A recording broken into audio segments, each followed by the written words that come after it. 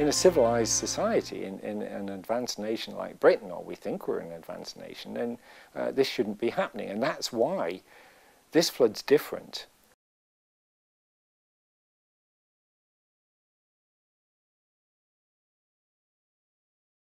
In 2007, you know, we had 10 times as many houses flooded as we have now. But the level of outrage this time is off the scale.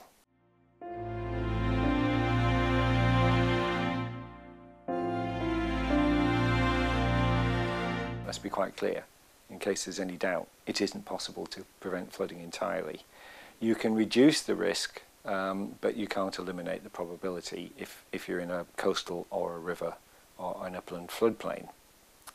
Now, having said that, of course, you can do quite a bit through defences and through natural flood management to reduce the probability.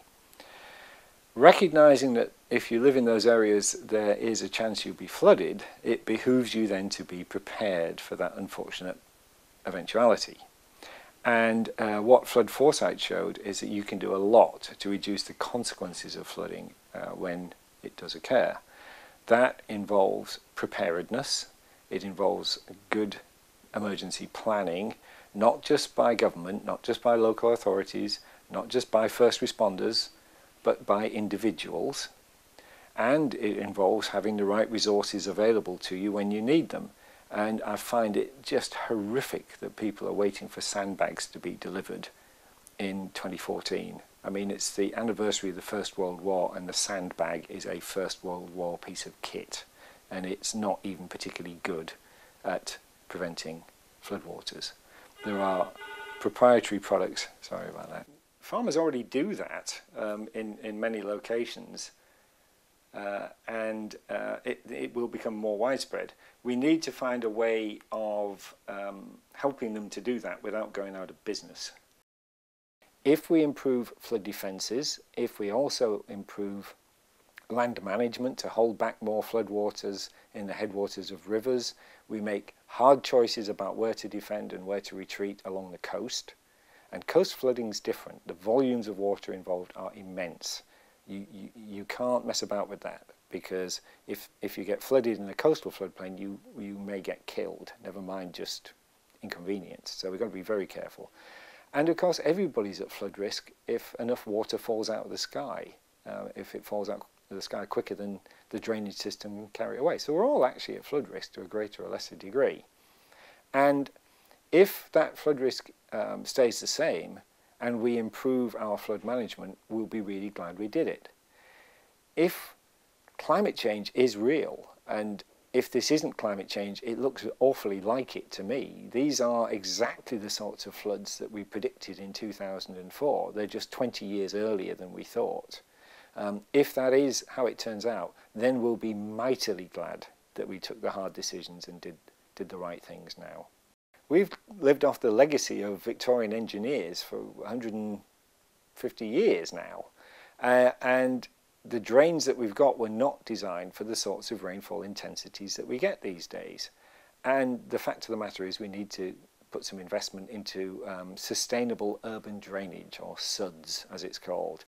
If you make space for what's called green infrastructure, so green areas that are receptive to floodwaters, that are tolerant, in fact, which are quite suitable for flooding, then you can keep water off the road and out the houses. We've got to be very, very selective in where we spend the extremely large amounts of money that are necessary to defend against coastal flooding and erosion. So let me give you an example. The Thames Barrier. It's been closed 29 times in the last 10 weeks, which is a fifth of all the times it's been closed since 1983. So that barrier, we're getting value for money out of it. But we don't have a barrier like that on the Humber, or the Bristol Channel, or the Forth, or the Clyde Estuary. Why not? Well, because they're not London. Now, we have to look at all of our big estuaries, we have to look at all of our coastal cities and make some tough choices about whether we're going to get serious about protecting them against coastal flooding or not. And if we're not, then we need to do something else. Flood risk management science in the UK is as good as anywhere in the world. You know, the foresight team, the technical team, have also worked in Russia, they've worked in China, they've worked in the United States. Most recently, they've worked in Australia because of the dreadful Queensland floods and Brisbane. And they don't fly us over there for grins. They fly us over there because our integrated approach, our sustainable approach to flood risk management research at least, is the best there is. What we have to do is speed up the rate at which we turn the new science into actions. And that's because everything seems to be happening quicker than we expected, and we don't have as much time as we thought.